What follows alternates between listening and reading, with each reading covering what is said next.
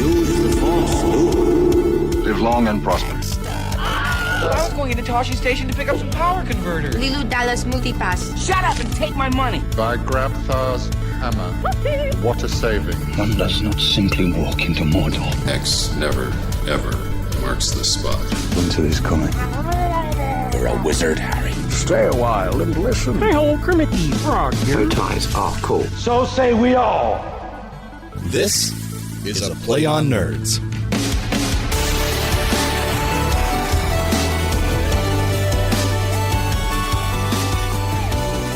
Welcome, everyone, to episode 90 of A Play on Nerds. 0. Wow, we've gotten far. Man, that's incredible. I am one of your co-hosts, Jarman. And I'm the other co-host, Steve. And we're here to co-host the hell out of this. We are. And in honor of the release of Black Panther this weekend, we are going to take a little bit of a dive into the history of black superheroes and them being the stars of films. And in that same vein, we're going to be talking about the great classic film from the 90s, film. The Meteor Man. The Meteor Man. Because Black Panther is getting a lot of credit, and mind you, it is in the current age a huge thing to have a huge African-American cast. Right. But it's getting a lot of credit for something that someone else did in a movie called Meteor Man that we are going to discuss, and I'm very excited to get into it. Right. It's pretty much the first movie of the modern era that features a black superhero character as the lead character. So it's pretty cool. It paved a lot of ground. The entire cast for that matter. So that's true. Also groundbreaking. Spectacular. We're going to talk about it. I'm stoked. Not the best movie in the world, but we're going to talk about it. Hey, but we're going to talk about it. It's so good. It's so fun. Fun movie. We'll get into it. Absolutely. So what have you been up to since our last episode? So Anna and I got her mom to come babysit, and we went out and we had our first date night. Oh, nice. In 6 months. Oh, goodness. We took some gift certificates that we got for Christmas, and we went to Outback Steakhouse. Very nice. We had a nice romantic dinner, and ate steaks and salads and a bloomin' onion. Just a whole one. It had to go. Oh, yeah. And then went and met some friends, had some beers, played some cards. Nice. And then Anna woke up at like 4 a.m. just dog sick. Oh, no. From alcohol? And no. So we thought it was food poisoning, which typically comes and goes quickly, and it kind of lingered and kept going. And we went to the doc, and they did stomach ultrasound stuff and didn't find anything. It did blood work, didn't find anything. And so basically they're like, yeah, there's this terrible flu that's like ransacking Northern California that has like a 2-week run. Jeez. So Anna's on day 10, and they're like, it just sucks. You have to deal with the symptoms while it passes. That's terrible. Yeah. So we're just living through that and getting her better and helping her rest as much as she can. I just hope you and the baby don't get it. I mean, there's been no sign of either of us getting it so far. So far, so good. That's good. Jeez. But what have you been up to? She's been through a lot lately. Poor girl. Yeah, she's been through some stuff. We just want her to be well. For me, I've just been actually trying to get back on the wagon of being going to the gym and getting back in shape. And I've ripped. Yeah, and I found some great ways to do that for my nerdy, like OCD personality. I'm using 2 apps on my phone religiously. Mm-hmm. One is called Fit Notes, and that one basically has a library of exercises in there, and you basically keep track of everything you're doing when you're working out, down to like how many reps and how much weight you're doing, and so that way you kind of keep track week to week what you're doing. Okay, cool. And then on top of that, I got MyFitnessPal. My girlfriend found it first, and it is great. And it's basically you put in every single thing you put in your mouth, you put in that app. And they organize it by meal and by snacks, and then you can make new categories. And they have every restaurant you could go to. You can search that restaurant on the menu, and you can find that thing, and it knows exactly how many calories and how many carbohydrates it has. And then you put in your exercise in that app as well, and then it tells you generally how many calories you burned, and it counts that against the calories you're supposed to have for the day. So I love following along with all this. It's great. And so you can also friend your friends on there who are on the app. So the girlfriend and I are on there keeping track of each other and watching what we're eating and making fun of each other when we eat something bad. And, and so everyone can know when Glenn eats a whole cheesecake in shame. Exactly. Everyone can know. And I ate one meal from Olive Garden. It was like a Alfredo pasta. It was 1,100 calories just for that. anything with a cream sauce is just going to kill you. It was terrible, but that was our cheat days. We were basically on the weekends when she comes back into town, we just kind of eat whatever the hell we want. And then that's nice. So 1 week of just doing exercise every day and eating well, I lost 7 pounds in 1 week. That's killer. It's ridiculous. And then also no beer. That helps a lot too. Yeah, that's going to do it. Yeah. But it's great for nerds and people who are OCD like me. It really helps me stick to it, having these apps keeping track of everything. And I love the preciseness of it. So I recommend that. It gives you something to obsess over. So that's good. Exactly. That's what you need sometimes. Yep. So that's been me for just be working and doing that. So that's and some D&D now and then. Oh, yeah. So we, my D&D group met on Sunday, and like 15 minutes before we started, a guy called out. Oh, man. And we already had another call out. The 2 people that couldn't be there. And so it just got to a point where it was like, we can't run with 3. No, you can't. Not at that point. But then through a turn of events, this guy ended up leaving the group. Like that. Just completely. And I was thinking about, I was like, anybody who like lets a whole group of people know 15 minutes before an event that they're not coming didn't really want to come. Yeah, that sucks. Like it's just the reality. He was looking for a way out. Jeez. It sucks to lose someone. But yeah, it's okay. We're regrouping. We're deciding how we're going to proceed, but we do have a few good, dedicated people that really do want to play. Yeah, for people out there who don't play D&D, it becomes this like brotherhood, sisterhood thing where you're just basically a tightly knit family group that has to all meet together, and you don't want anybody to miss because then their character doesn't get the same experiences that you got to have, and it starts to mean a lot to you. You know, it's a social gathering too. It's a way to have social activity. And yeah, and for me, as you know, I spend most of my weekends at home with the wife and kid, and so having a weekend night once every other week, yeah, where I can go and nerd out and push up my glasses and it feels good. Roll dice and slay dragons. It just feels great. Yeah, I agree. It's a good outlet. Well, good. Sounds like you had a good and productive couple weeks. Absolutely. I guess that takes us on to some nerdy news. Nerdy news. It's time for Nerdy News.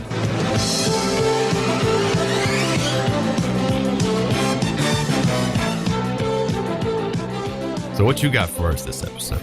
So I was working on a title. It's always the struggle. And only one title could really do the 2 stories I have to present justice. Mm-hmm. And so I present to you, Who Run the World, Girls? That was terrible. That is just the worst, right? Well, too bad. It's been recorded now. Oh, it's not your ringtone now of my phone. So the slough crayfish, mm-hmm. which is native to Florida and Georgia, was brought over to Europe in like the late 60s, early 70s during to fill fish tanks during like the big indoor fish tank craze that kind of happened, where that swept. That was the thing. And somewhere along the way in Germany, a female was born that had an extra set of genes, 3 sets of genes instead of 2, and suddenly began able to clone itself. What?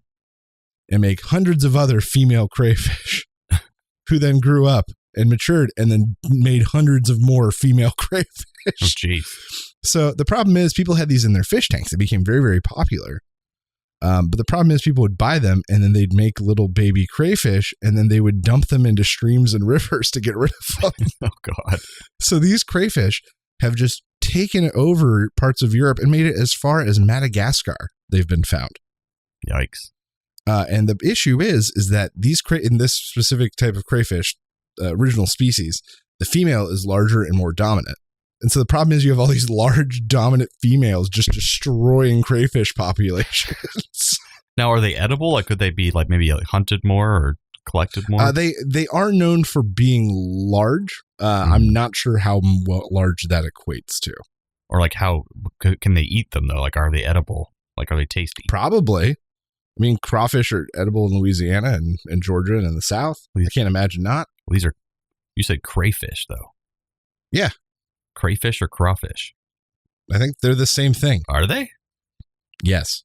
My fish knowledge isn't up to par. I don't know. Crayfish and crawfish are they're the same thing. Oh, okay, gotcha. Synonymous. So yeah, they could just use this like giant population to help feed populations.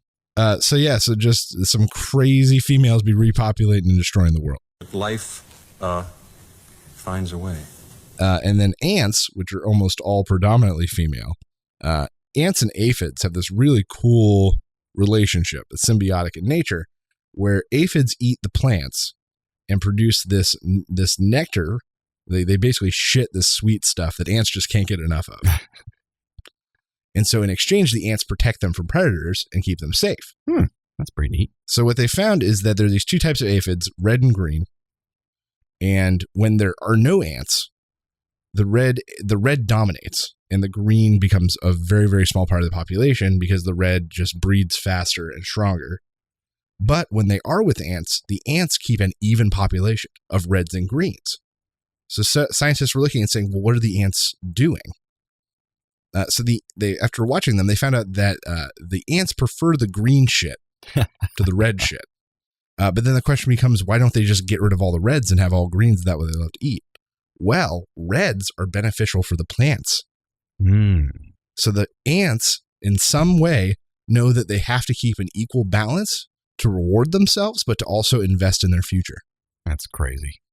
It's just insane. Ants do so many crazy things too. Like They're actively hurting and cultivating another creature. We do that. That's nuts. Yeah, and it's their intricate systems of, tunnels and the queen mentality and all that jazz. Like it's nuts. It's all nuts. It's all nuts.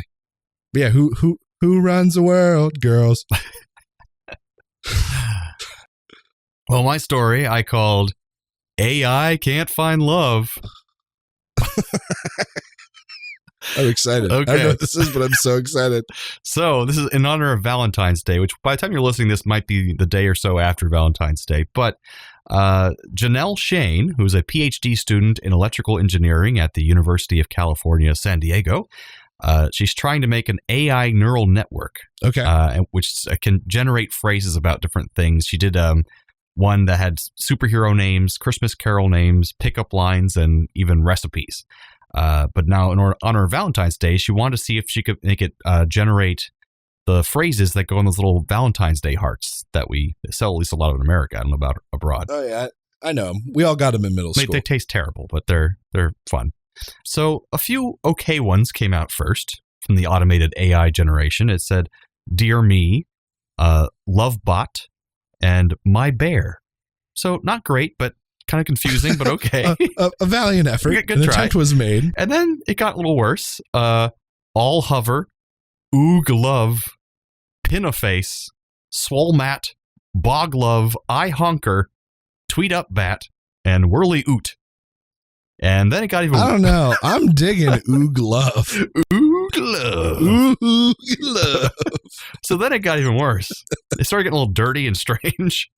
Okay, I'm excited now. The AIs then said, stank love, sweat poo, time to wank, piss me, meat mate, and wet min. I think sweat poo was my favorite of that. Sweat poo.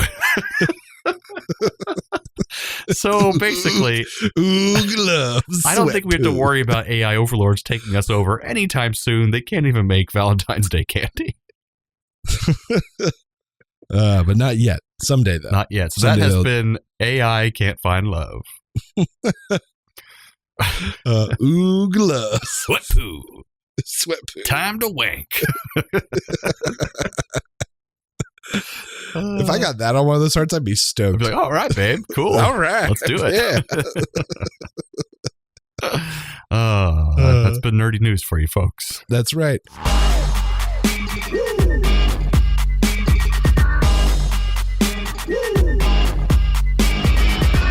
Step into the spotlight.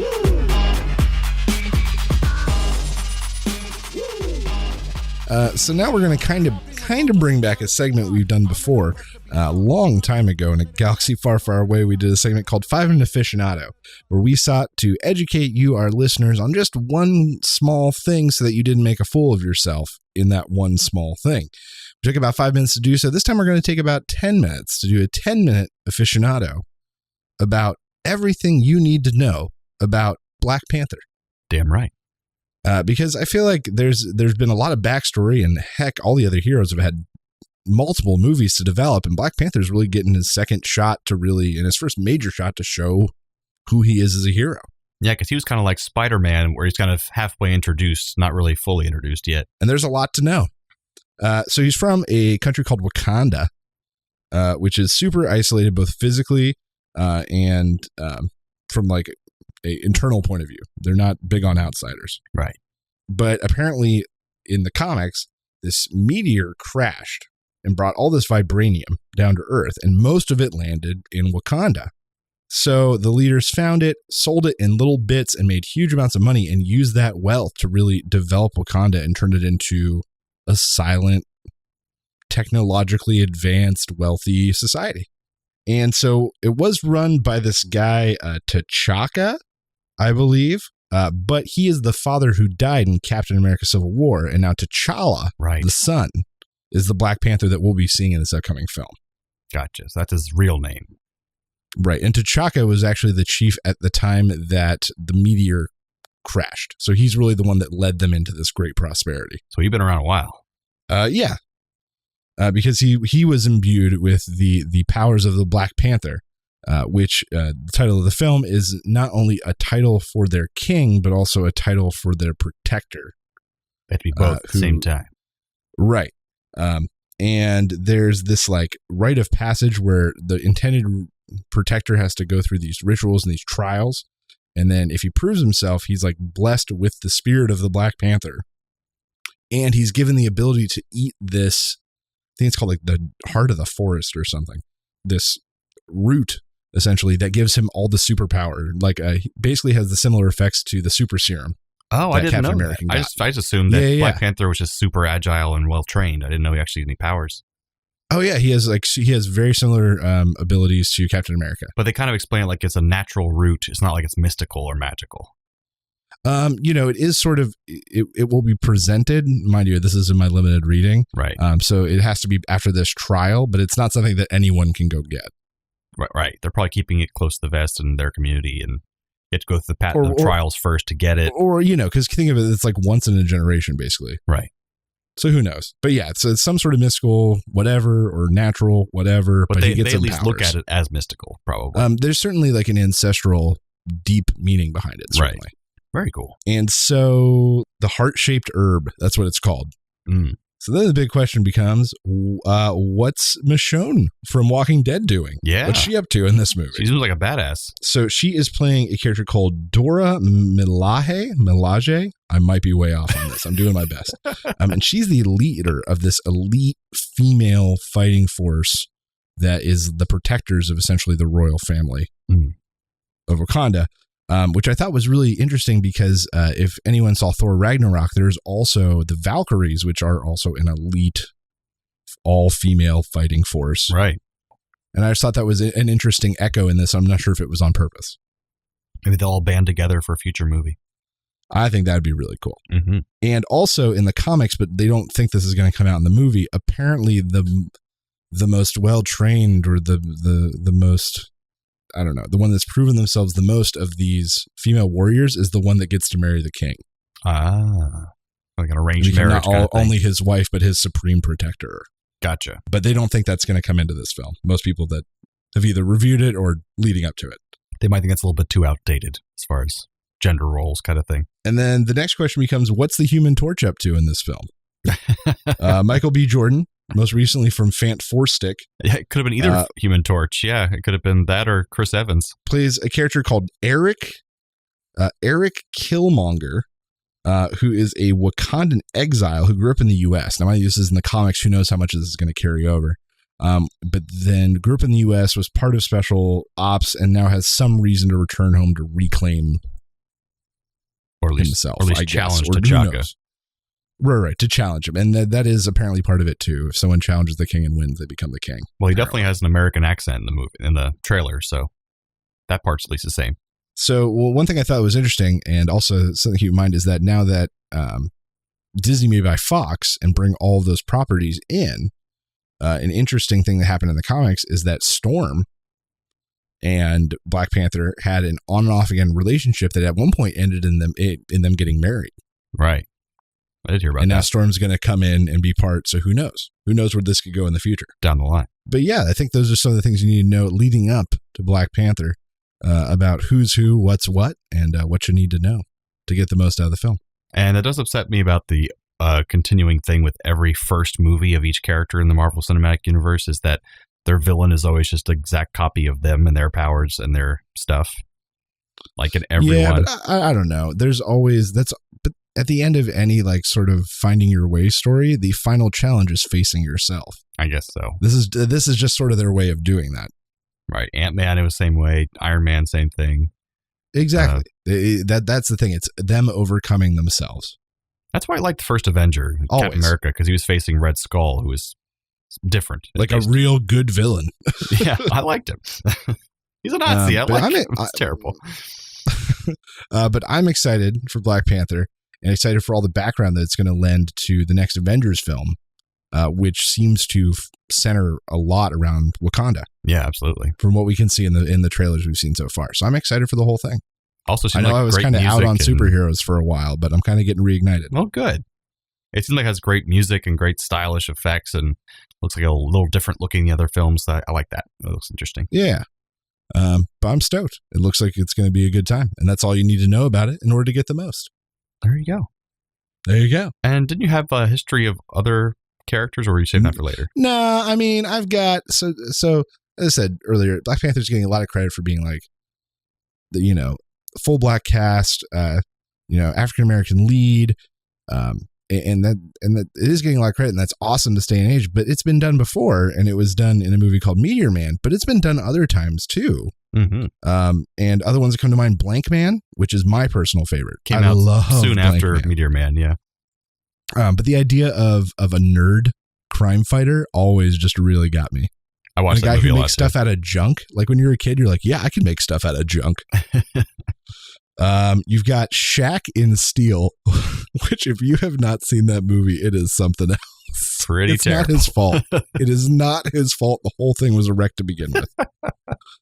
And then Blade, of course, Wesley Snipes. Amazing. Also a Marvel franchise that everyone seems to forget. Right. Had a pretty successful 3-movie run.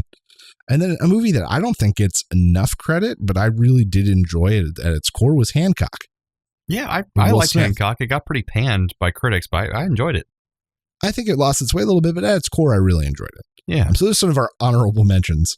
But the main attraction here at this freak show, because it is one hell of a movie, oh my gosh, is The Meteor Man.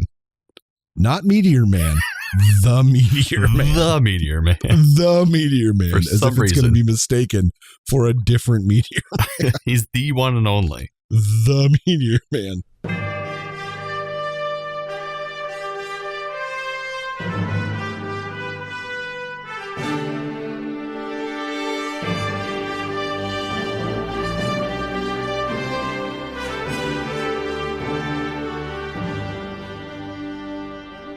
So let's walk through the film. This thing is a doozy. So just a doozy. Somehow this movie was written, directed, and stars a Robert Townsend, who didn't do a lot of whole else besides Meteor Man that was in the public light that much. Well, and that's the thing. I looked and I was like, well, maybe he was like a big deal and I'm just wasn't aware of him. And I looked and he has some credits before this, but not a ton.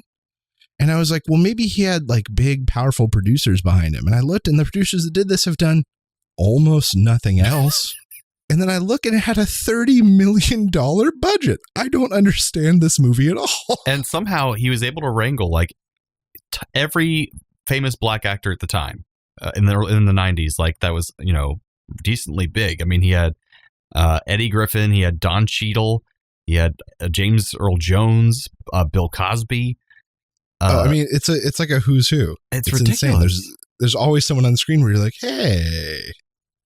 And the best part is that if you actually go on IMDb, they've got like cast and crew, and then you can see at the bottom like recently claimed cast and crew, and all these actors who are now big shit have finally come out and like put their tag on. Yeah, I was in that one scene in The Meteor Man, including my favorite that I saw at the bottom that surprised me, Chris Tucker. Was like the DJ at the mall.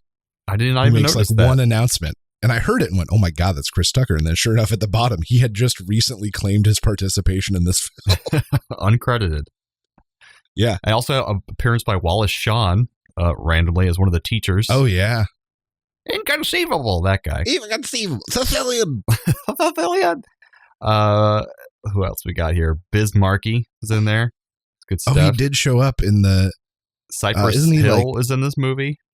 Man. But yeah, just a crazy star-studded cast. Naughty by Nature. Was it Luther Vandross? Oh yeah, they played the Crips and the Bloods. Yeah, Luther Vandross was in there as a mostly silent role. He just looked intimidating a bunch. Sinbad was in there as playing, I guess, Sinbad a white guy trying to be a black guy, but he's kind Sinbad? of. I don't know. So we'll get into it when we review. Sinbad is like half black. There's a lot of I don't know in this film. And Robert Guillaume, he plays the father. Oh, Robert Guillaume. Guillaume, okay. I've seen him in so much stuff, but I never knew his name before. He's great. Oh, he's a classic actor. He's probably the best actor in this movie. Yeah. So let's get into it. Yes. So we wake up in the life of a mild-mannered teacher. Very boring mild-mannered teacher. A very boring mild-mannered teacher who lives with his dog. And I love that they immediately tried to give the movie as much credibility as possible by getting James Earl Jones on the screen as quick as humanly possible. Yeah, exactly. There was like 1 minute and 8 seconds in the film when all of a sudden James Earl Jones was just doing a big scene. And this is the only movie I've ever seen James Earl Jones in where he has zero gravitas whatsoever. I don't know. I kind of liked the whole switching out hats and hair. His performance was great. To cover up he was bald. I just thought he was such a fun little drawn character. Yeah, he played the character really well. I'm just saying it's the only character he's played I've seen him play where he had no gravitas. He's not like a strong, wise man. He's just a goof. Look, girls, y'all just gonna have to wait in line. Mr. Moses, let's make a trade. I'll trade you the best of Wynton Marsalis for Duke Ellington and Billie Holiday. Never! I would never give up any of my records for anything. Be like cutting off one of my hands. And if anything, he's like a kind of afraid. Oh, very much a coward, yeah. Because he gets to have that moment where he betrays Meteor Man. You get to see how ashamed he is. Mm-hmm. So yeah, they get James Earl Jones on as quick as possible. And we're in Washington, D.C. Teacher goes to school and basically shows that the school is in decay. The community's in decay. Graffiti everywhere. Kids acting up in school and violence and all sorts of terrible things. Right. But then he has a run-in with the bad guys from... So this scene is ridiculous. This scene really sets up how ridiculous the rest of the movie is. So you hear this slinky sound. Well, first you go back a little bit here because he's going to go to a concert and he gets to his car, which was already out of gas, and someone had broken into his car and taken his upright bass, which apparently he never plays in the movie, but apparently he's a musician. We know that from his needs it. His music pajamas. That's how we know he's a musician. But, yeah, that's right. I actually noticed the giant music pajamas. So then he hears some woman being attacked. And he goes and it's the kids from his school. A little tiny kid is like holding this woman down on the ground, a full-grown woman. while another one takes her wallet out of her purse. And he like confronts them and then all of a sudden slinky sound. So this scene, so then all of a sudden there's a out of nowhere, whole bunch of well-dressed, blonde-haired, probably age 4 to 6-year-old black children. In suits, and then they pull out, and then there's like another wave, also blonde hair, African-American children in nice black suits, but like in the 8 to 10 range. Right. And then they got like the big guys who are in matching outfits, and then they show up, and then a guy walks in with a tiger for some reason. And then they finally show the big baddie, and when they did that, and then there's this moment where they literally like just show everyone together. I feel like it's at the beginning of a game when you don't press the start button and it goes in that cinematic, and then you see like all the bosses you're going to fight. And they scroll across the screen one at a, like that's what this was. This was Sega style. Let's show you all the bosses he's going to fight. And then suddenly for like no real reason, the gang is just after him. Yeah, chasing him down like they want to kill him and he hasn't done anything. Like what? It didn't make any sense. Yeah, it was really strange. So he runs, he hides in a dumpster, and luckily one of the kids who was robbing the woman sees him and pretends not to and says there's no one there. So the little kid has a little bit of good left in him. Yep. So then he's like walking home and all down because of what's happened to his community, and then all of a sudden, bam, being chased by a meteor. The meteor literally follows him down an alley.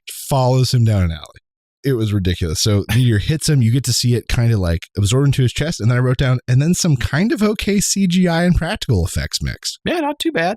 Like I looked and was like, hey, that's where they spent their budget. Good job. And for being like a PG movie, it was pretty scary because he gets like burned all to hell from this meteor and it absorbs into his body painfully and he screams and yells and explodes. Yeah, that's crazy.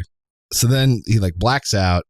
You get to see someone like walk in and take one little piece of the meteor and walk away, but you don't get to see who it is. Right. And then he wakes up in the hospital. He's covered in bandages, and all of a sudden, doctor comes in, and there's 1,000 people in the room, and they're all staring at him. And they cut open his bandages, and he's absolutely fine. He has no injuries. He's healed. And then he touches a medical book, and something strange happens.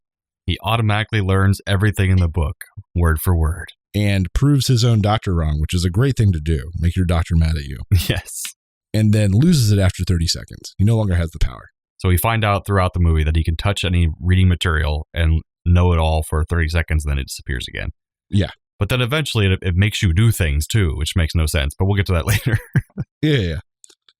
So then they cut across to, someone has the other piece of the meteor. Who is it?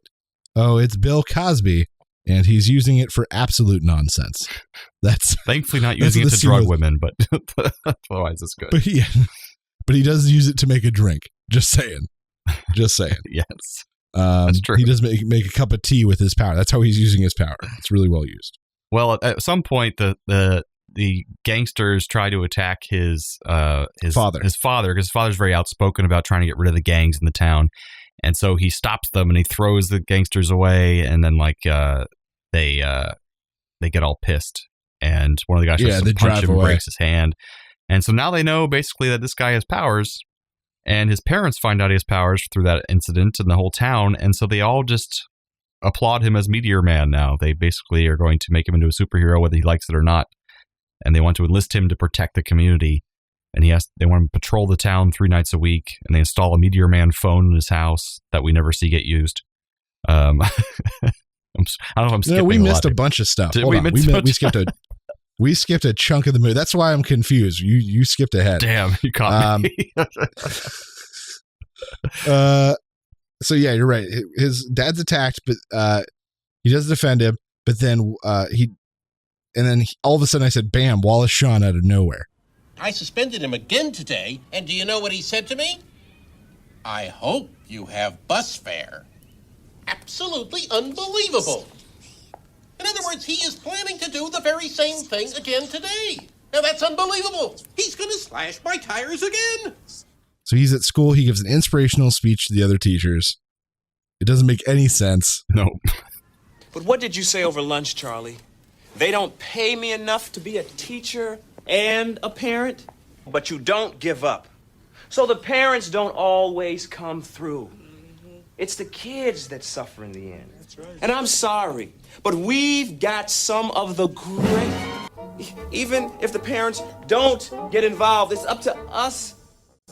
These kids aren't bad. And then I started listening and I was like, the music's in this is okay. So I started looking it up, and that's when I found a Trek connection. Oh, really? The same composer for the Meteor Man, Cliff Idleman, also composed the music for Star Trek VI. What do you know? That's crazy. There you go. So he stands up to the gang in public, and then all of a sudden, bam, drive-by shooting. He gets shot up, and I think I wrote down his drive-by shooting is the best dance move of the 90s. He's flailing so around. Ridiculous with how his arms flail, and he just redirects his body in a really unnatural way.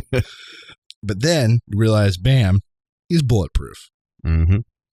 And then they try to chase him down in this car if they can't kill him, and he kind of jumps, but then really flies and flies up and catches a light pole. And they see him do this, and they drive off. They don't know what to do. Don Cheadle in the car.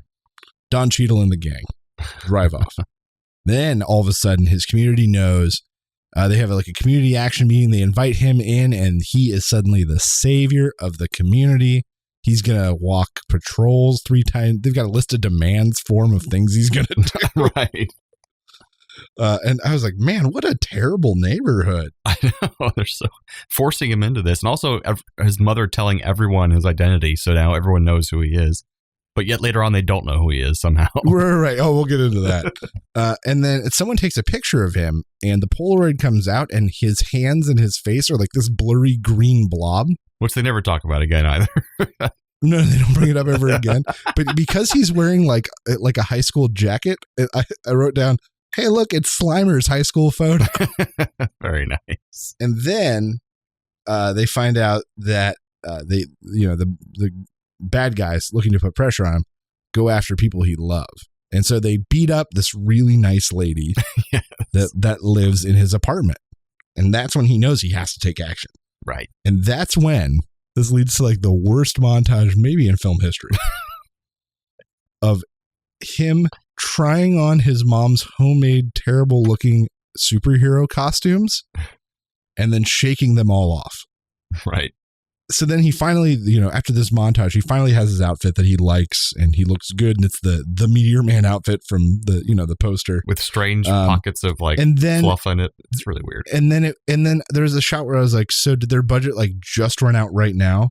Because they do this really weird shot where you see him like extend his arms quickly.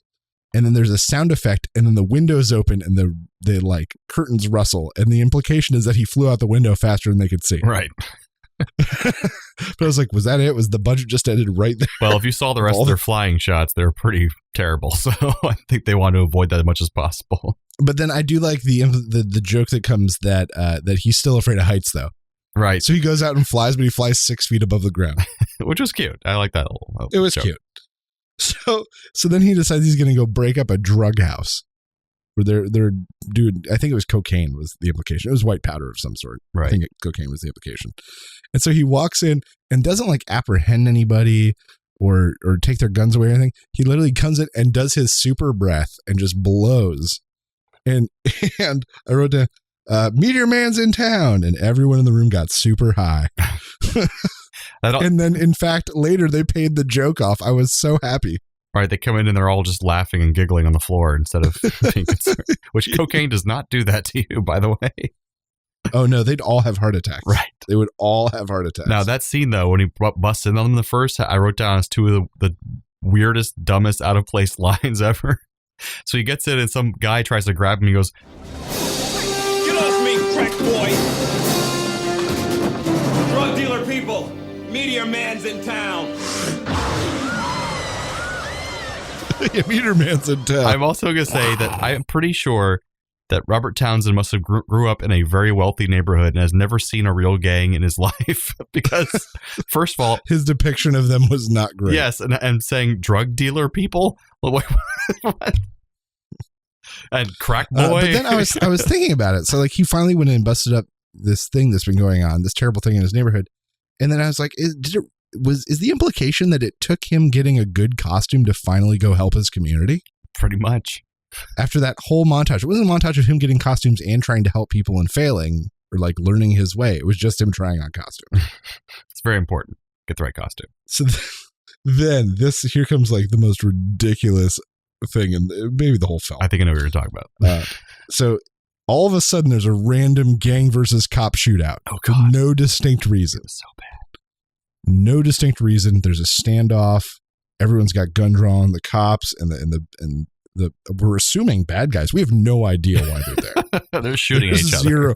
There's zero context for why anybody is there, but all the cops, everyone's got their guns drawn. And he what does he do? He stops all the bullets. Well, they all shoot at him and nothing happens. They all shoot at him and he stops all the bullets and then they decide to put their guns down.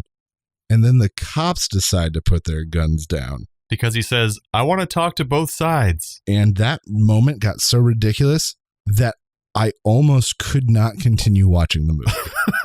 Like I have never gotten that, but I literally got to a point where I'm like, I'm not sure I can keep going. That was so insane. Yeah, because it just doesn't make any sense. Why did the cops put their guns down? Why was he said I want to talk to both sides? And the worst part is there's this really terrible sound editing where people are muttering things and they're bringing things in and out just loud enough for you, the audience, to hear. And like you can literally hear people muttering like, yeah, let's listen to what they have to say. Put your weapons down. I want to talk to both sides. Stop! Stop firing! Hold up. Come on, cuz, let's get out of here. Come on, G, let's break. Captain's suicide. We gotta try something different here. Yo, man, this is crazy. Oh, man, let's roll. Let's hear what he's got to say. Easy. Just want to talk. You put them down. No, I said put them down. They call it the walla is what they call it in like the voiceover biz. Is basically they have like kind of newer voice actors come in to do background talking in movies, and you'll often hear it like in restaurants. They call it walla because it sounds like they're saying walla walla walla walla walla. But then this movie, all the lines you could hear perfectly and way too loudly in every scene in this movie. But like it was so bad, especially in that scene. Though you're right, because I remember them hearing them say, "We should listen to what he has to say." You're right. Wait, are you crazy? Don't put your gun down. No, you should put your guns down. We'll see if it works. We have to try something different. And it's like they're way too explanatory, and you could hear every single word perfectly. It wasn't. But the moment it made this manufactured, insane, impossible moment that much better in that moment. But to the point where I almost couldn't go on. It was so bad. I almost couldn't. But that's a big step though for Meteor Man, because that means he made peace between the big gangs and the cops. But not the biggest gang, the Golden Boys or whatever they're called, Golden Lords. Yeah, I guess. Yeah. Oh, it's terrible. But now we get to meet the real villain of the film, an old white guy. Yes. I'm honestly, I had really mixed feelings about this. In that, like, even a movie that's all about like black empowerment and this full black cast, that the black guy still can't be in charge, and he's still working for a white guy. Yeah, like that shows like, and I wasn't sure if that matched with what the movie I thought was trying to get across. It was just strange. It was a weird juxtaposition. Gentlemen, I am prepared to offer a bounty for this flying man. $1 million alive, $2 million dead. And it could be a thing of like even in the 90s, they aren't as progressive as they thought they were trying to be, because like they're still under that mindset that we can't sell it where the black guy's in charge. There has to be somebody above him that's giving out the orders. So, and something that I thought was like just really thinly veiled was that notice that when it's the white guy, he has people of all different races that all also work for him. Yeah, there was Arabic people and Asian people, and Asian people. So like all the races work for the old white guy, and I was like, come on, what is the message of this film? I know. That was when the whole thing really started losing its way. Yeah, that's a bad part of this. So then we cut back to Meteor Man, still feeling bad about his community. And then he decides to clear out an empty lot and use, I guess, Captain Planet powers. I don't know. Where does he get all these powers? To make a big community garden grow where everyone can come eat for free. Yep. And it had like a giant pumpkin and corn. Oh, and he has out. weather powers too. He has lots and lots and lots of powers. Like he has every power. It's amazing. Right. There's no limit. He also can see through walls and stuff. We didn't mention that earlier. But he also has X-ray vision. He has heat vision. He's got super breath. Like he has all the power. He's like Superman plus. It's insane. Exactly. But then, so then they cut to like a news story about this public garden that emerged overnight, and the Crips and Bloods have put aside their differences to work on this community garden. And they had, like someone in red and someone in blue. But the problem is Crips and Bloods were LA. Right. And not the East Coast. And not until after this movie came out. I looked it up. I did some research. They came out here into Rikers like a year after this came out. So they didn't do their research. Right. Or he was an LA based person and that's what he wrote because that's what he knew, but he didn't think to adjust it. So the Crips and Blood put away their guns and help out to build the community. He makes a big garden. He goes back to teaching, and one day he's in his classroom, and then bam, ambushed by children. Yeah, in his classroom. I didn't understand this. All these kids come in and hold him down. We know he's super strong and has all these powers, and he like lets these children. And I guess the idea is that he wouldn't hurt a kid, or also that he was protecting his identity because he was pretending that he wasn't Meteor Man. Right, but everyone knew he was Meteor Man. It really didn't make any sense. Oh, and before we go on, I have to mention, before I forget, there has been things that were cut or just left aside about his relationships, because first he starts trying to like mac it with the nurse, the cute nurse in the beginning. That goes nowhere. We don't see her ever again. Then there's a teacher he keeps trying to get with in school, kind of, but we have no idea who she is or what her name is. And then you get the Sinbad like subplot there. Right, and that subplot goes nowhere. I mean, it's just like all over the place. Yeah, there's a lot of subplots and like half-finished ideas in this movie. So he goes home to find that, oh my God, his outfit's gone, only to then find out that his best friend, Eddie, played by Eddie Griffin, stole his costume, is parading around as Meteor Man trying to pick up chicks. Right. And honestly, when he did that, I honestly thought to myself, yeah, he's going to get what he deserved. That's a shitty thing to do. And he dangerous. did a shitty thing and he's going to get killed. Like, I was kind of okay with it because he did a real shitty thing. Right. Which feels terrible. But I was like, yeah, he could get shot. I mean, that could happen. So then I wrote you're right. His identity is not actually a secret. But he's acting in public when he's going to try to save his friend from this ambush when he's in a mall, trying to act like he can't use his powers overtly because everyone will know who he is, despite the fact that everyone already knows who he is. Yeah, at least like everyone in his town knows who he is. So it's like, this is so confusing. He shoots the pins on their guns with his heat vision, and that stops them from shooting his friend. And he gets him out of there and then leaves Eddie Griffin naked in public, where presumably he's arrested. For public indecency. And then that's when you get to hear Chris Tucker when they're in the mall. Yeah. Just very briefly. Very random. I told you he could fly. You didn't even believe me. Ladies and gentlemen, let's give it up for Meteor Man. But then next scene, he's home. His father is leading him into, mother or father, I can't remember, leading him into this room to show him something, and all of a sudden, bam, surprise Meteor Man party. I forgot about that scene entirely. Well, no, because they're all there for the party, but then that is when the bad guys show up. That's right. To his party and confront him, and so him and the whole community come down, and they shoot their guns at the community, and he's able to block all the bullets. But with his super speed, but with all that power being used and growing that beautiful garden and super speeding to catch all the bullets, he realizes his hands are bleeding from catching the bullets and he's losing his powers. And the bad guy sees that he's bleeding too. So yeah, you can't be everywhere and save everybody, except for when you were just everywhere and saved everybody. Right. Except for that, you can't be everywhere. And then he's basically falls asleep, goes and passes out, because now that he's draining all this energy, he's got to sleep it off. At least that's sort of how they pose it, I guess. Right. And the bad guys come for him while he's sleeping, and his ultra smart dog drags him and hides him. Yeah. It was that was maybe one of the more unbelievable parts. Out of many.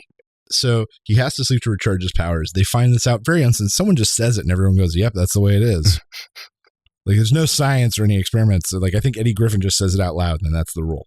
But he doesn't ever get his powers back until he touches the rock again. I think his powers were just gone. Yeah. So then his whole building gets tagged up by the gang, really ruins the building, and that's when the whole community turns on him, just like in any good superhero movie. Where, they wouldn't be coming for us if it weren't for that Meteor Man. That we propped up in the first place. It was our fault. That we propped up and we gave away his identity and ruined everything for him. Oops. It was nothing was wrong before he came here, and then you could see James Earl Jones do a good real job of like acting real ashamed after he turns on him. I'm sorry. That was a great, terrible James Earl Jones. So he's getting ready to leave. He says, "Look, if you guys don't want me here, I'll go." So he's getting ready to go. As he's leaving, bam! The gang shows up and blocks both ends of the streets with these huge semi trucks. There's a trap. They bring in all these guys who are there to just beat up Meteor Man. And he goes one-on-one with the main guy. He gets a few licks in, but really the main bad guy really gets him, really beats the crap out of him. Because he has no powers at this point. Or very low powers. Here's the thing. They said he had to sleep to recharge, but he did sleep, and he didn't get... he never got his powers back. There are apparently some things once again, a lot of half-finished ideas. And just as the bad guy's really supposed to sort of strike the final blow, he's hit with something, and community turns on him. And all these people that had just turned on Meteor Man start throwing books and potatoes and records. Oh, that's what it was. It was a record. Yeah. That's thrown by James Earl Jones, hits the gun out of his hand. Immaculate accuracy. And then all of a sudden, the whole neighborhood comes out. People with brooms and pots and pans come out to fight the gang. Including Bill Cosby with his telekinetic powers. Yeah, Bill Cosby shows up. Oh, that's what allows the public to come out and not all get shot to death, because he knocks the guns out of all their hands. Bill Cosby shows out and telepathically removes all the guns. Otherwise, this would have been a much shorter ending to this film. Yes, it would. Community comes out and just everyone gets shot. But in the midst of the fray of everything happening, Bill Cosby gets, kind of whacked a little bit, and he drops the meteor out of because he had a chunk of the meteor from the beginning of the movie. He's the guy who walked over and grabbed it, and it falls and it rolls over, and it gets right next to Meteor Man on the ground. But then the villain reaches for it too at the same time, and they grab it at the same time, and it gets sucked into them, and it explodes, and they both get meteor powers for a bit. Yeah. And there was a moment, it's really funny because, Meteor Man's like defeated and beat up, and the bad guy picks up a dumpster and throws it and kills his dog. And then all of a sudden he's back in action.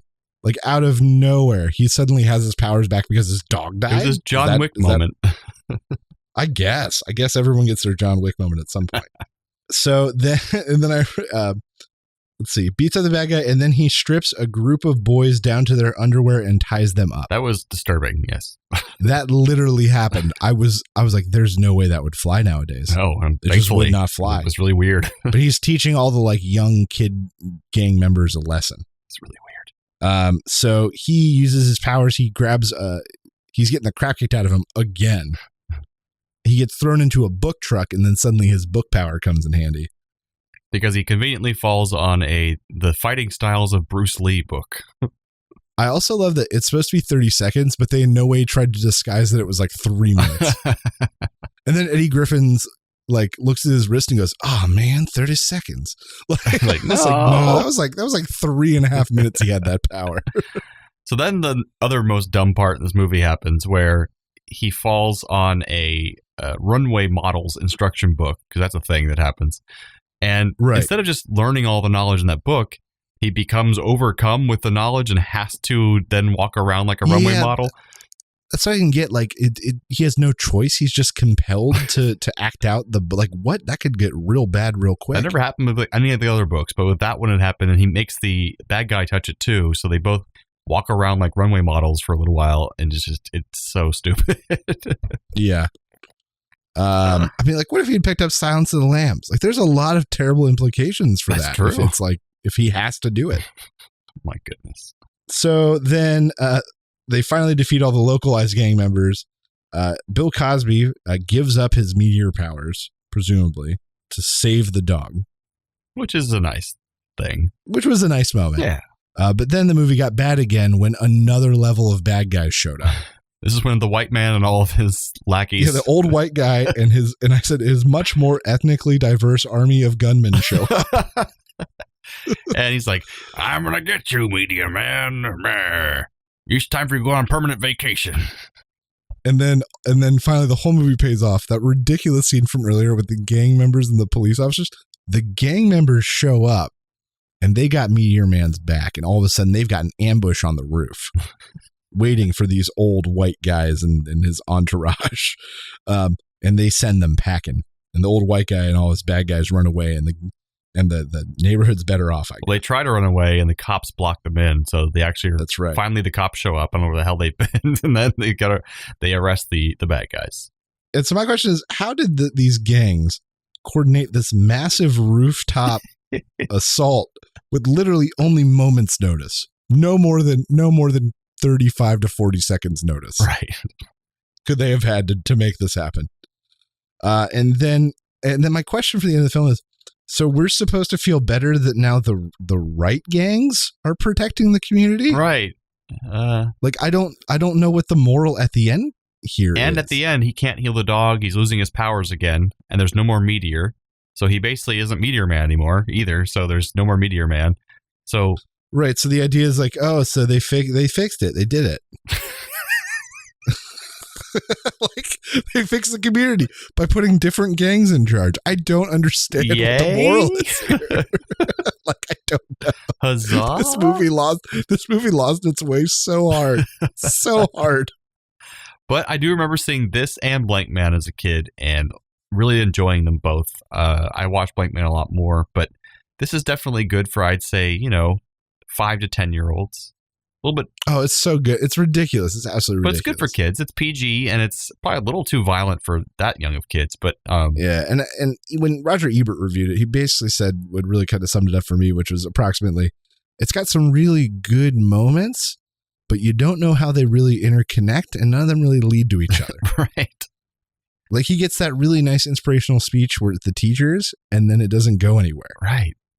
And he's never like that again. And he's not a very inspiring right, and then the character. community comes out and saves him, and that could have been a really great moral if that was how it ended. The community chased off the gang. Right. Like that's how you do it. But then he had to then get his powers back to save them. So it wasn't possible for the community to save themselves, which should have been the moral. And they wasted a very powerful James Earl Jones crying moment. It was very good, and then just kind of went nowhere. And yeah, it's just there were a lot of good moments. It's just they weren't strung together in a way that made the movie as impactful as it could have been. So definitely an interesting watch, folks. I'd recommend checking it out. I mean, I recommend it. If you haven't seen it, check it out. It's absolutely ridiculous. It's hard to find, and it's absolutely ridiculous. Yes, definitely hard to find. Not a lot of exposure anymore. Well, good. So that's been a good discussion of Meteor Man. Hopefully get you in the mood and the mindset to go check out Black Panther. Absolutely. So now we have a special expanded trailer reviews. Here at A Play on Nerds, we have spent years refining our exclusive trailer rating system. At the low end of the scale, we have Don't Waste a Match. This movie is so bad that I wouldn't waste a single match to burn it, Fahrenheit 451 style. And second from the bottom, we have We'll See. Maybe the trailer was too short, maybe it was cut oddly, or maybe we don't know what the hell we just watched. We'll see. Up next, we have Give It a Buck. Whether you hit a red box, a dollar movie theater in the bad part of town, or a cheap online rental, give this movie a buck and enjoy it without breaking the bank. And at the top of our rating system, we have Shut Up and Take My Money. The wallets have been charmed out of our pockets, and we are ready to make our hard-earned cash disappear. And that's our patent-pending trailer rating system for A Play on Nerds. So out of nowhere, all of these really, and I'm realizing it was Super Bowl driven. Right. So thanks, Super Bowl. This is weird, but I guess that's good now. All these trailers for all these big things came out of nowhere. Exactly. And they're all sci-fi fantasy related too. Yeah, they're all right down our alleyway. So we're going to bring them all to you back to back, skip our second bit and just give you an extended trailer reviews and give you what you want. So let's jump right into Venom. Everyone's got their thing. Maybe it's a breakup, a death, an accident. Whatever it is, you used to be one thing. Now, you're something else. We all have our own problems. Our own issues. Our own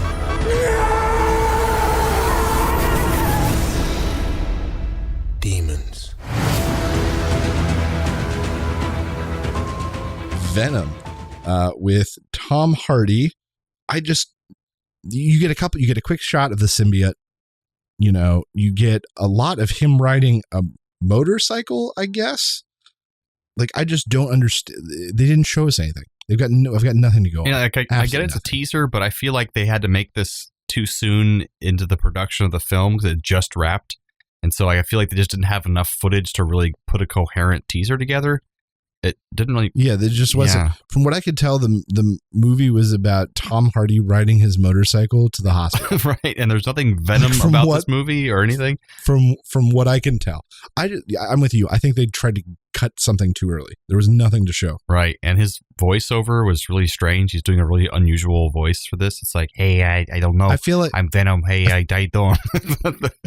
I feel like every voice he's doing a weird voice. He always just puts something strange on, yeah. It had a cool logo at the end. Like, I thought that was good visual. Yeah. Nice kind of stamp on the end. But really, at this point, I'm going to give this a we'll see because it gave us nothing to go on. Same here. We'll see for me. I have no idea how it's going to tie in Peter Parker's Spider-Man, but apparently it's just going to have Peter Parker somehow. So I don't know how that's going to work, but we'll see. Huh. Okay. Well, I'm interested to see if they can pull it off. Yep. So then Deadpool 2, a good superhero movie. I was born into war, bred into it. People think they understand pain, but they have no concept of it.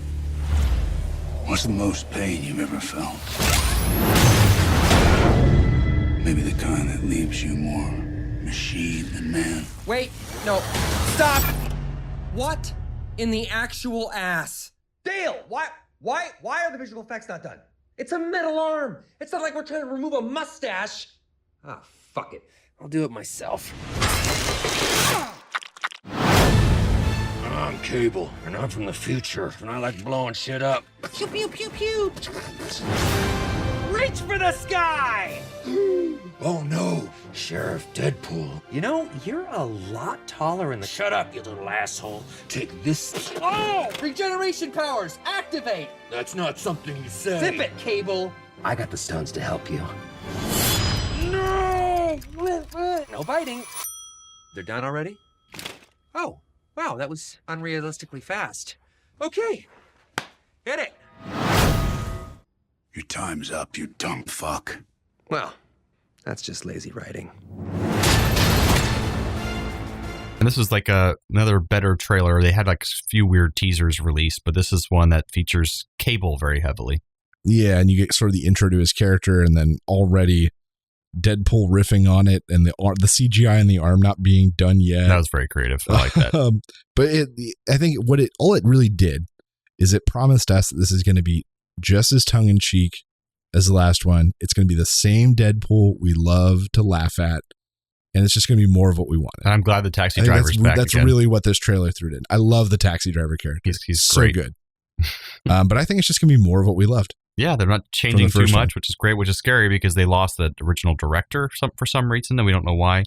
So I'm glad that it looks like it's going to be pretty similar to the last one because that could have gone a bad way.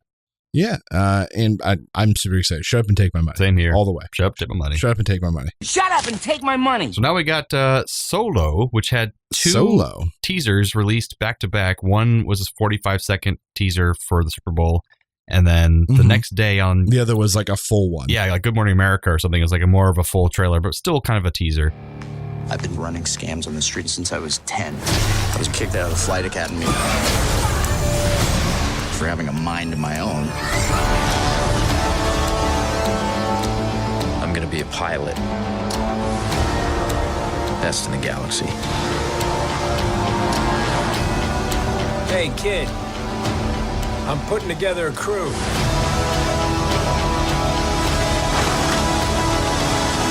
You in? That's yes. I might be the only person. Who knows what you really are? What's that?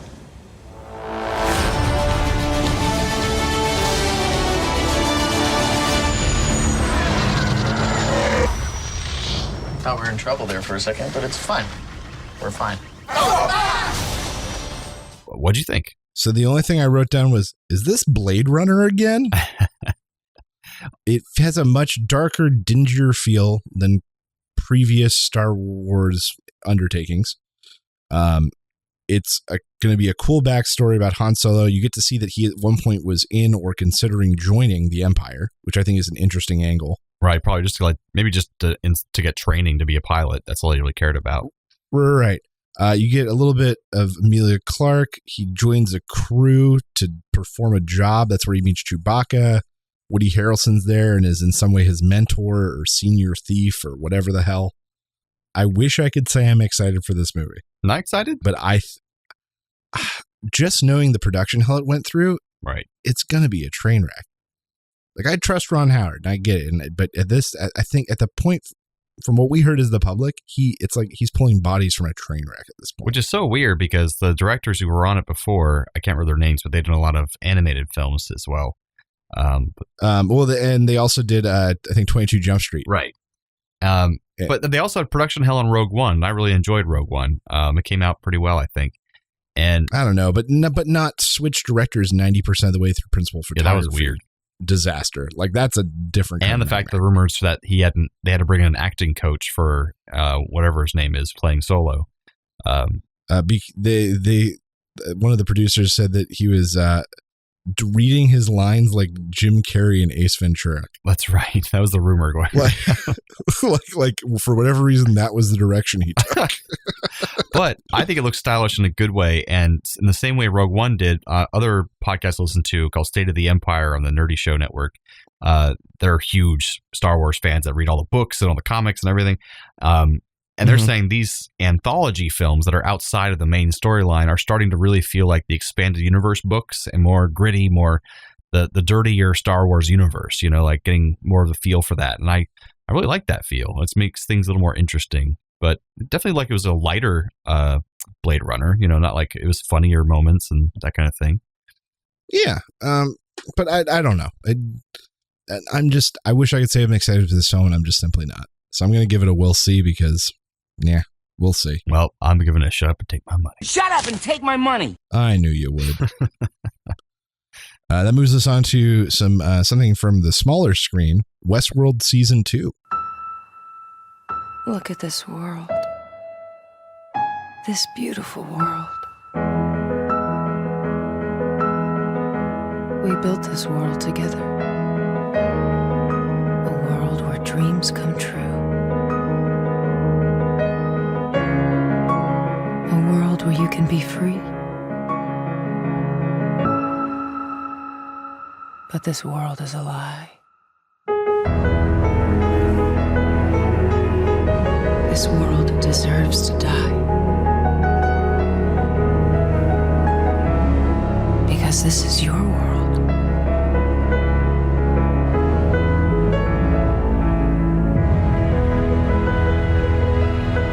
We've lived by your rules long enough. We can save this world. We can burn it to the ground. And from the ashes, build a new world.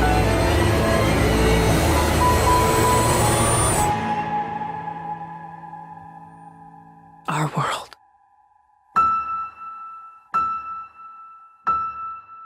You watched the first season, right? Oh, yeah. Yeah, me too. Without giving spoilers away, it was very entertaining. They won't have a couple of actors that were in the first season. We won't say who. Yeah. But my problem is I don't know where they can go from where they left it off. That will still be interesting and make sense and not be jumping the shark. I'm excited. It looks like it's going to be all out war. Yeah, I guess between humans with this and company trying to contain their assets, these robots getting out of control. Spoilers. Spoilers. Spoilers. I don't care. If you don't know it's robots, right. You have to know that. The original Westworld came out in the 70s. You got to get over it. And they did hint at the first season that there were other parks besides Westworld doing the same thing, like a Japanese samurai one. park. So that could be interesting, tying that in. That'd be fun. And then but I'm excited to see like half-finished robot zombies murdering people and mechanical bulls fighting people with assault rifles. I'm just stoked for all. The budget's huge on the show, so it's great. Oh, I'm sure. But yeah, I already pay for the subscription, so shut up and take my money is already my answer. Exactly. Shut up and take my money. Yeah. So then we have Jessica Jones season 2. Yeah. Which that was my favorite of the Marvel Netflix shows with Jessica Jones season 1. So I'm more than on board for season 2. Third glass tonight. Put it on my tab. You drinking to remember or forget? Giving a shit won't get you a better tip. I was feeling sad. Can't help looking back. Highway. My whole family was killed in a car accident. Someone did horrific experiments on me. And now this super vigilante shit keeps coming at me. Do you know Captain America? I want to absorb Ailey's investigations. You don't want me, you just want to eliminate the competition. I never take no for an answer. How rapey of you. Something happened behind these doors.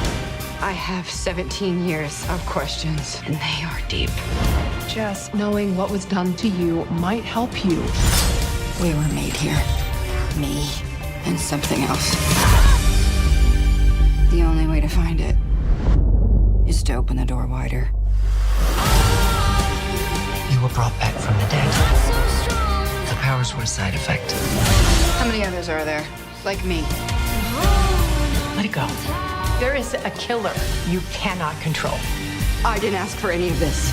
Jessica might not want a sidekick, but she needs one. You're not super. You're a ticking time bomb. Keep telling me who I am. How dare you? What if facing it makes me worse? What are you gonna do? I don't know. Depends on if I can get through this night without losing my shit. Touch the door! It takes a monster to stop a monster.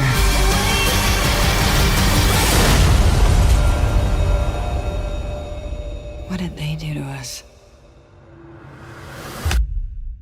Definitely interested in what they're going to show from her origin story, because they didn't show a lot of that in the first season. And also what the villains will be, because they didn't really reveal that in the trailer. And apparently it's going to be interesting. There's going to be a multitude of villains, not just one central villain, because they thought they couldn't really top very easily David Tennant's performance. But I agree, because that was amazing in season 1. So right. What'd you think? But yeah, it looks like all the origin and background. Having not really watched the show, I can only say it looks like more of the same. Oh, you hadn't watched the first season? No. Oh, it's definitely worth it. It's great. Maybe the first 1 or 2 episodes, but not the full season by any means. Yeah, it was a good one. I like her a lot. So I guess I'll give it a buck, because I'm already paying for Netflix. Yeah, you already had given it a buck. Yeah, I've already given it, so why not? She's a boozing, swearing superhero, and I like it. So this is a shut up and take my money for you? Yeah, absolutely. Shut up and take my money. And that takes us to Mission Impossible Fallout. Indeed.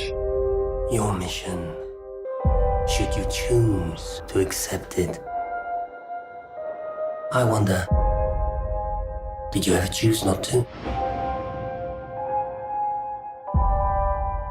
The end you always feared is coming.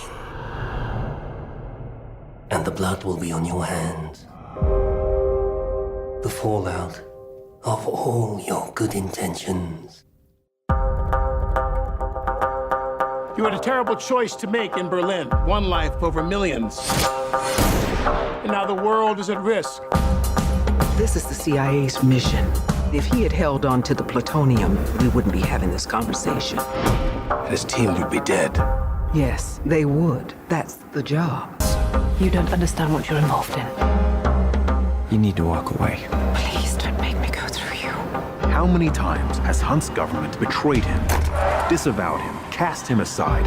How long before a man like that has had enough? Ethan, that's not who we are. Maybe we need to reconsider that. So, how is he? Hell, you know. Same old Ethan. What the hell is he doing? I find it best not to look.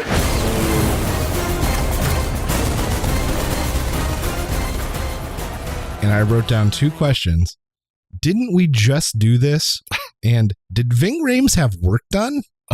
I didn't notice that part. Look at his face in that close-up. Oh, It no. looks goofy. It looks real strange. He probably has. I'm going to say probably has, but you judge for yourself. I don't know. This looks like like what you come to expect from Mission Impossible. High octane, chases on rooftops, the villain from the last film saying cryptic and evil things, crazy bathroom fights, and the guy who's playing, was it Henry Cavill? Is that his name? Yeah. Is there, and he's jacked and fighting people and throwing people through walls. I don't know if I have more attention for these movies. That's my thing. I don't remember if I've seen the last 2, because they're all kind of running together in my head. So if I watch this one, I'd have to watch the other ones again just to be like, what's going on in this universe? I don't know what these characters are doing or why I should care. I think they're kind of getting under the rope here, but they're still making money. So, oh yeah, they're still making money. So because of that, I'm going to give this a burn it. Because this movie doesn't need me to be successful, just like the last one didn't. But I'm just done. We've done like 6 of these movies. Can we just be done with this franchise? Yeah, no, they keep making money. But the only thing I'm interested in, like the whole Henry Cavill thing, when he's not dressed up as Superman and he just looks like a giant beast now because he's so freaking jacked for being Superman. So I'm excited to see him be like a bruiser and just kind of like be like a guy beating the crap out of Tom Cruise. But yeah, give it a buck because maybe it'll be fun, especially if I decide to go rewatch the other ones again for some reason. Yeah, maybe. But yeah, just give it a buck. I'm not gonna see it in theaters for sure. Oh no, absolutely not. So that takes us to the one I picked, which I'm so excited about because it's been a long time since we've reviewed just a truly ridiculous film. And that is 7 Guardians of the Tomb. Your brother called from the research site in China. What is it? You hear that too? He's missing.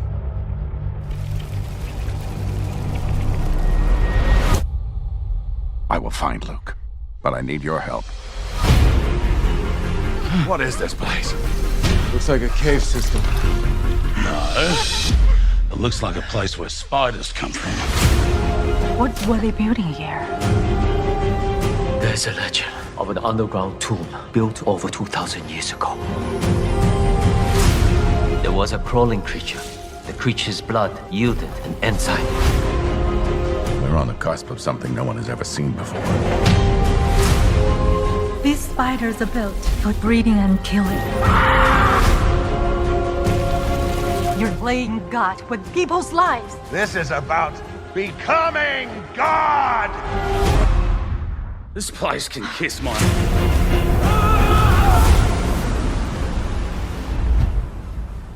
Is like clearly for Chinese audiences. Yep. It's got Kellen Lutz looking intensely at a camera. What has he been in? I don't know. I feel like he was involved with Twilight somewhere. I knew that name from somewhere. I don't know. I think Twilight. I know him from 30 Rock and them making fun of him. But it's this guy played by Kelsey Grammer goes to this woman and says, your brother was studying something out in the middle of the desert in a cave. He's missing. We have to go find him. So they drive out and there's some sort of storm and they go into a house and then the floor collapses and they're in this cave. And they find this cave is ancient and that there are giant spiders there that contain the secret to eternal life. It does spiders, giant spiders, Kelsey Grammer for Chinese audiences. It looks ridiculous. It's basically it just looks the ridiculous. model that they did with The Wall with Matt Damon, where there's like they get a one or two familiar American faces and then they just cast the rest of Chinese actors, set it in China somehow, and Chinese audiences flock to these movies. And I think that the Chinese audiences fell in love with Kelsey Grammer after the last Transformers film, which was also very much geared for international and Chinese audiences. Right. I forgot about that. But yeah, I mean, what happened to Kelsey Grammer's career? Well, if you want to see Frasier mugging in a camera for an hour and a half, you got this movie right here. and really out acting everybody else on screen. Check out 7 Guardians of the Tomb. I'm going to give this give it a buck because if I can get this as a cheap rental or maybe Redbox or something, I will laugh for an hour and a half. So we don't have drunk watch anymore, do we? No, we don't. Oh, well, this would have been a drunk watch in our old rating system. So in a way, I'd give it a buck if I was intoxicated. There you go. To watch there you this go. If you're film. drunk, you'd accidentally spend $1. Yeah, I'd Mystery Science Theater 3000 this movie. And what's our final trailer and our extended trailer? Final one, we threw it in here at the last minute because I'd forgotten about it, but Ant-Man and the Wasp, which is a team up now from the previous movie where you have Evangeline Lilly joining Paul Rudd as the Ant-Man, and she's going to be the Wasp. I just have one question. When Cap needed help, if I'd asked you, would you have come? I guess we'll never know.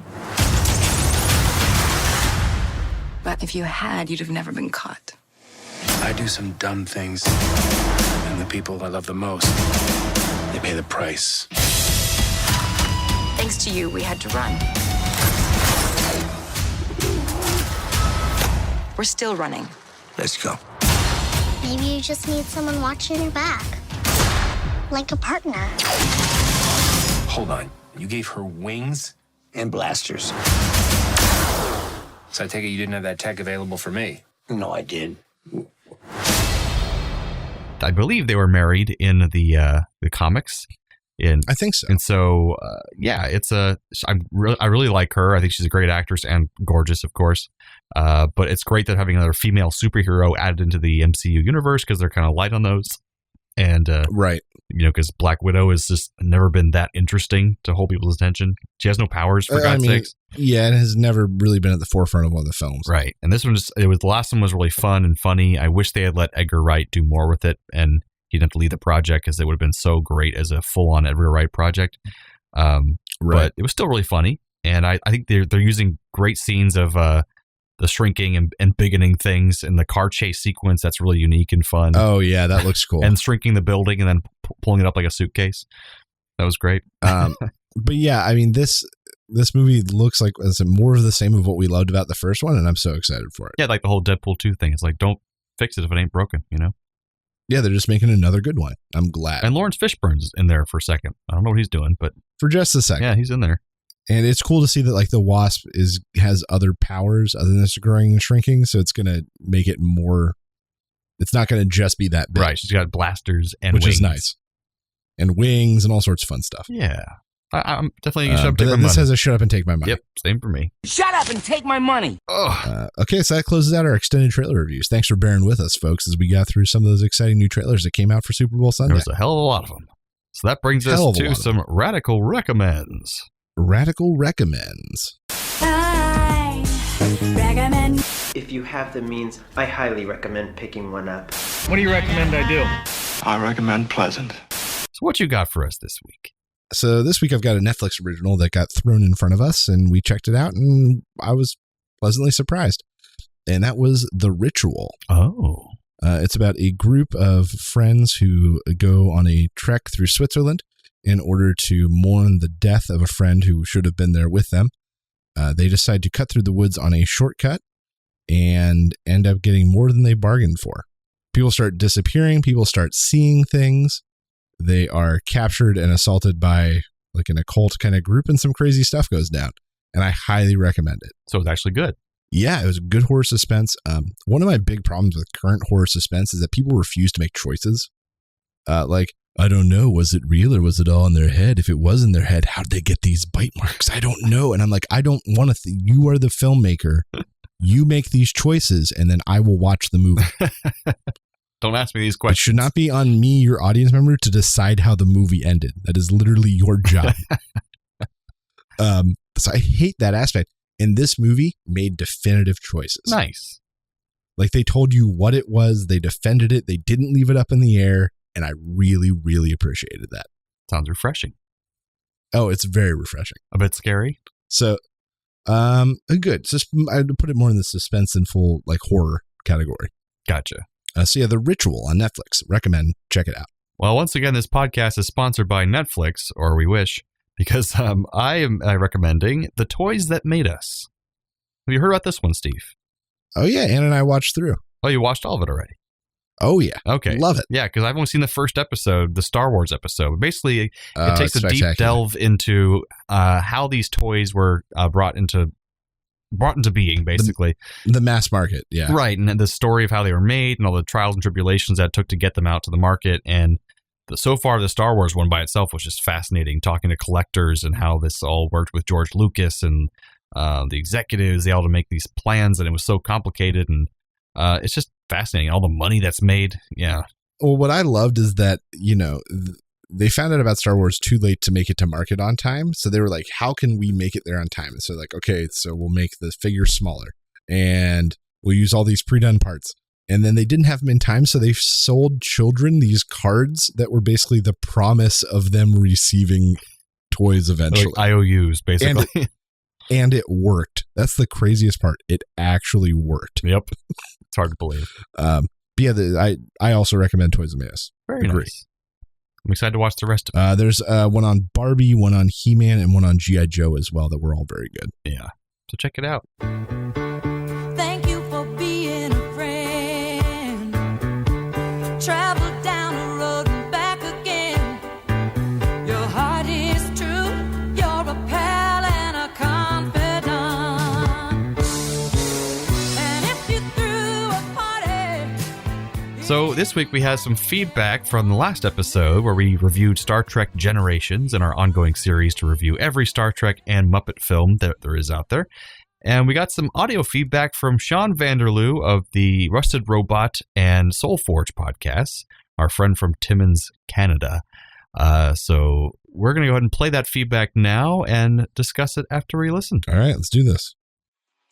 Hey, Stephen German, Sean from the Rusted Robot Podcast. And to Soul Forge. I have some quick feedback for episode 89, the one where you discussed Star Trek Generations. Okay, just a few thoughts on this. First of all, I didn't like this movie too much until I read the novelization, and it filled in a bunch of background pieces and history, and I liked it a little bit more. It's still not my favorite. That one is Star Trek First Contact. That's the first one that I saw in the theater, the first Trek in the theater, and I can't wait to hear you discuss that one, because that's my all-time favorite.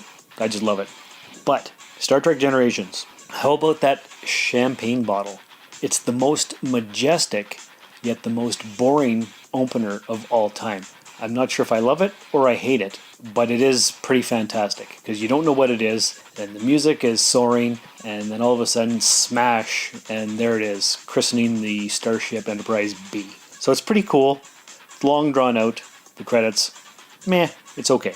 Okay, so the main thing that I wanted to talk about is when Soren says to Picard that time is the fire in which we burn, and Picard stumbles and he's taken aback. The whole reason for that you guys couldn't figure out was that you have to remember that Robert and Renee, Picard's brother and nephew, died in the fire back at the vineyard.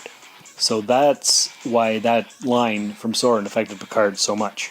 And the other thing that I wanted to bring up is when Kirk is dying on the bridge, and the last line of the movie that he says is, "Oh my."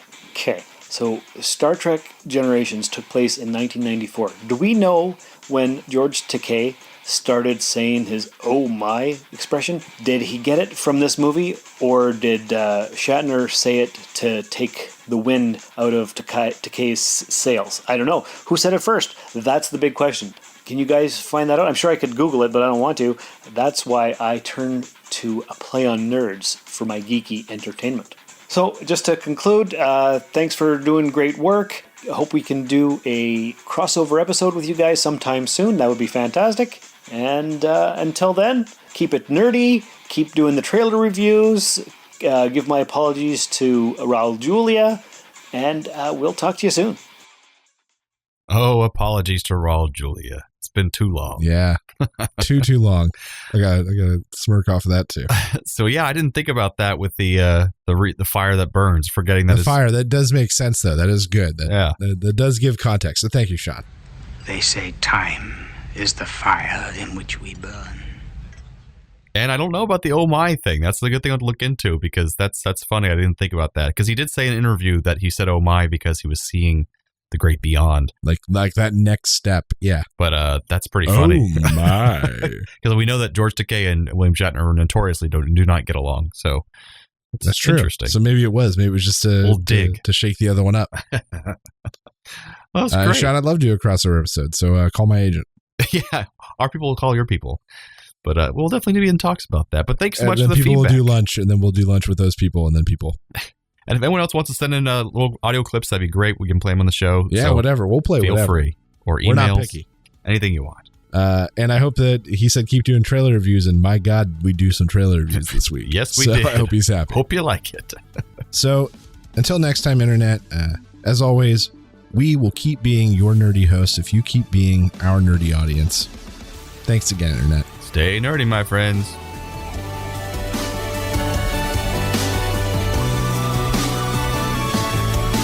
Thanks for listening to A Play on Nerds. Find all of this content and even more nerdy news, reviews, and fun at www.aplayonnerds.com. Be sure to like us on Facebook and follow us on Twitter so you know the exact second we release new podcasts, articles, and other nerdy content. We know you're impatient. Subscribe to us on iTunes, Podbean, Buzzsprout, Podomatic, and whatever the hell else you use. Also, please leave us a rating and review on your chosen podcast platform so we can be discovered by even more nerds like yourself. However you do it, check us out. And how.